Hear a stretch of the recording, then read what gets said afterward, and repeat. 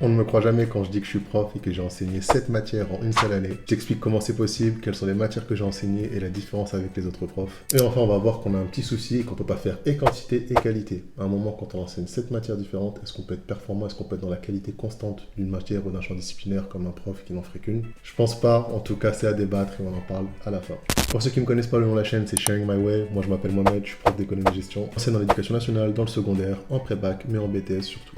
On va maintenant parler de la grosse différence qui existe entre mon métier de prof, mes profs d'économie-gestion, et d'un prof par exemple d'anglais, d'histoire géo ou de mathématiques. Être prof d'économie-gestion, c'est être prof de plusieurs matières. Comment c'est possible? En fait, vous avez le prof d'anglais, le prof de mathématiques qui lui enseigne une seule matière. D'accord? Le prof d'anglais, il fait que de l'anglais, il fait peut-être un peu de section euro, quelques variantes, mais autrement, il ne fait que de l'anglais. Un prof de mathématiques, c'est pareil. Moi et même les profs d'économie-gestion en général, on enseigne plusieurs champs disciplinaires, plusieurs matières si tu préfères. Et je vais te citer du coup les 7 matières que moi j'ai enseignées en une seule année. Donc oui, c'est bien sûr une seule année, ça n'a pas été sur 2 ou 3 ans, c'est sur une seule année et j'ai enseigné les 7 matières suivantes. J'enseigne la science de gestion, j'enseigne l'économie, j'enseigne le droit, j'enseigne le management, j'enseigne la prospection commerciale, j'enseigne le marketing international et j'enseigne le TLV. Et c'est sur cette matière que j'ai enseigné sur une seule année, mais je vais aussi enseigner d'autres matières que je n'ai pas citées forcément là, notamment des matières spécifiques au commerce international, donc tous les cours de dédouanement, les cours de mise en œuvre des opérations internationales, tout ce qui concerne logistique, Incoterm, etc. J'enseigne également tout ce qui est POF, commerce et l'export, mais c'est un peu dans le marketing international. Donc voilà un peu les matières que j'ai enseignées et que j'enseigne en tant que prof d'économie-gestion, à savoir que j'enseigne du coup, comme je l'ai dit, en BTS, mais en pré-bac. Donc tu ne rêves pas, c'est bien cette matière que j'ai enseignée en une seule année. Donc en fait, vous partez du principe que le matin, tu commences ta journée, tu peux faire 2 heures d'économie, ensuite je vais passer sur le niveau BTS, je vais faire 2 heures de mise en œuvre des opérations internationales, ensuite je vais retourner en pré-bac, je vais peut-être faire 1 heure de management, ensuite je repars sur une autre classe de BTS où je vais faire du droit, je vais faire le régime matrimonial. Donc vous imaginez que c'est vraiment très varié quand même. Ça demande une souplesse et une flexibilité cérébrale quand même importante. Et avant de vous expliquer davantage quelles sont les matières que j'enseigne dans le détail, dites-vous bien que j'enseigne sur plusieurs niveaux comme je viens de l'expliquer. Ça veut dire que c'est pas le même niveau d'attendu, c'est pas le même niveau de préparation, c'est pas la même animation, c'est pas les mêmes cours que l'on fait. Vous imaginez bien qu'un cours d'économie pour un pré-bac, c'est pas le même cours qu'un cours de logistique internationale pour des BTS. Pour autant, il faut être bon dans tous les cours et il faut être capable de le faire. Donc maintenant, pour ceux qui ne sont pas familiers avec les matières, je vais vous expliquer en quoi ça consiste assez rapidement. Première matière, c'est la science de gestion. La science de gestion, c'est une matière qu'on enseigne en pré-bac. Dans cette matière-là, vous avez plusieurs matières. Donc en science de gestion, on va faire du marketing, on va faire de la compta-gestion. C'est pas forcément des choses très poussées, mais on fait quand même compte de résultats, bilan. On fait pas mal d'indicateurs quantitatifs, financiers, commerciaux, des indicateurs de performance. On va également faire un peu des outils numériques, donc tout ce qui est sur Excel, Word. On va faire quelques chapitres de RH, on va faire quelques chapitres de communication également. Et en fait, on aborde les basiques de la gestion. Donc c'est une matière dimensionnante et intéressante. On développe pas plus que ça dans les notions approfondies. Mais ça reste quand même une matière, il y a plusieurs matières dans la matière. Ensuite, pour l'économie, je l'ai enseigné en BTS et en pré-bac. En pré-bac, on est quand même sur des notions solides, c'est un programme assez costaud. En BTS aussi, j'aime beaucoup, d'ailleurs, c'est une matière que j'apprécie énormément. D'ailleurs, je sais que mes élèves reconnaissent quand je kiffe mon cours et ils savent très bien que j'adore beaucoup l'économie. Donc, dédicace à tous mes élèves de BTS qui auraient pu voir la vidéo ou pas. Et en économie, c'est des notions de marché, donc la loi de l'offre et de la demande, le prix d'équilibre, concurrence pure et parfaite. On va également faire des notions beaucoup plus basiques en pré-bac avec qu'est-ce que c'est un ménage, une entreprise, une institution. On aborde également les notions de biens, de produits et de services. Et ensuite, on pousse dans des notions un peu plus compliquées, un peu plus intéressantes en BTS, avec politique budgétaire, politique monétaire,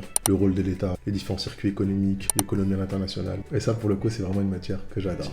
Ensuite, on va faire du droit. Donc, par exemple, je m'enseigne du droit. Moi, je suis pas spécialiste de droit, mais pourtant, je vais quand même enseigner cette matière-là. En droit, on va faire des notions de base telles que les notions sur le contrat de travail. Alors, les notions de base sur les litiges également. On va également parler de choses plus particulières comme le régime matrimonial, le régime fiscal des entreprises, le statut des salariés, le statut des indépendants. Donc ça, après, c'est une matière que moi, par exemple, j'ai enseigné qu'en BTS. Ensuite, le management. Bon, c'est une matière que j'apprécie également avec beaucoup d'auteurs. D'ailleurs, mes élèves savent très bien qu'il faut toujours mettre à jour leur tableau d'auteurs. Mais c'est une matière qui demande beaucoup de savoir théorique. On parle de beaucoup d'auteurs différents avec beaucoup de notions théoriques différentes. On va parler de la gestion RH, on va parler de la gestion des ressources, on va parler de la motivation des salariés, on va parler des différentes structures d'entreprise qui existent, on va parler de loi managériale, on va parler de loi entrepreneuriale. Et là ensuite on a une matière qui est beaucoup réservée au post-bac, donc en BTS, qu'on appelle la prospection commerciale. La prospection commerciale, c'est comment trouver un nouveau client, que ce soit en B2C ou en B2B, notamment quand on souhaite s'implanter à l'étranger. Entre moi qui ai une entreprise en France et qui veut trouver un client dans la région, et ce même moi qui crée un nouveau produit et qui veut l'exporter en Espagne, en Italie ou au Portugal, forcément que ma cible ne sera pas la même, mon client final ne sera pas la même, ses besoins ne sont pas les mêmes.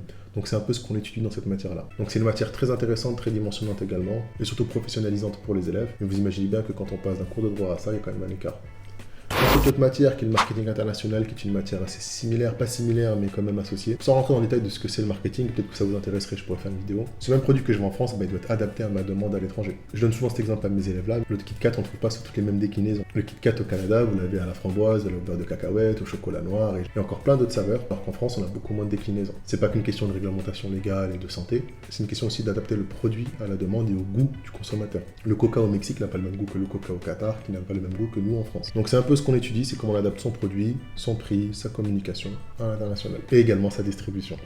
Ensuite, on a l'ETLV qui signifie enseignement technologique en langue vivante. Et pour la faire très simple, c'est du management en anglais. Donc moi, prof d'économie-gestion, je dois aussi faire des cours en anglais. Enfin, je dois pas faire des cours en anglais, mais j'assiste, je suis avec le prof d'anglais et on fait un cours d'anglais sur des notions de management, des notions qu'on aborde en sciences de gestion. Ça demande quand même plusieurs compétences transverses et être bon en anglais un minimum pour pouvoir comprendre et faire le cours aussi. Donc voilà les 7 matières que j'ai enseignées en une seule année.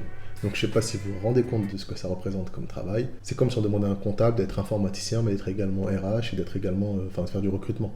Au bout d'un moment, on ne peut pas être et dans la qualité et dans la quantité. Et c'est la notion que j'avais abordée un peu plus tôt. Comment est-ce que moi je peux être expert de ce que j'enseigne quand j'enseigne 7 matières différentes? Comment est-ce que moi je peux être expert quand je passe du tout au tout? Est-ce que l'idée quand même ce serait pas de connaître quelque chose parfaitement, spécialisé dedans? Je vais pas faire la théorie de la spécialisation, on va pas citer d'auteur, mais quand même c'est spécialiser et être capable d'être un expert sur ce qu'on connaît. Donc là c'est donc quand même un effort conséquent de se préparer sur toutes ces matières-là. Et surtout si vous voulez que je sois honnête avec vous, c'est que quand on a à cœur de bien faire et qu'on veut être bon dans tout ce qu'on fait, on peut vite être dépassé et même finir en burn-out. Parce qu'à vouloir être bon partout, et quand on a beaucoup de choses à faire, on passe énormément de temps à vouloir maîtriser tous les domaines. Et humainement, c'est très fatigant.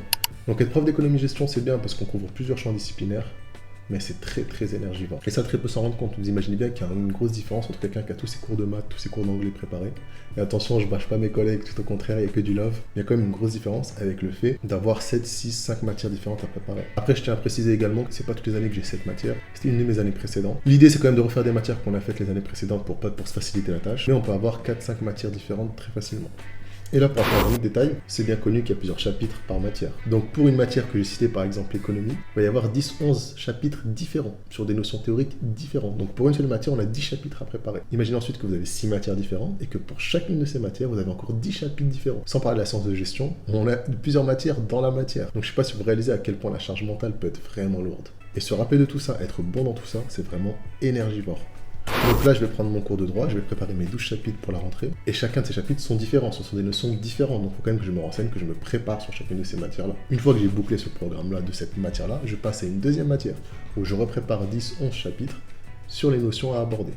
Et ainsi de suite sur 6, 7, 8 matières différentes. Et je crois que c'est une des seules matières où on a autant de champs disciplinaires différents. Et c'est le paradoxe parce que c'est valorisant, c'est dimensionnant, moi j'apprécie beaucoup. Ça me permet de rester instruit et un peu éveillé. Pour autant, c'est très fatigant et j'envie presque mes collègues qui ont 1 ou 2 matières à enseigner.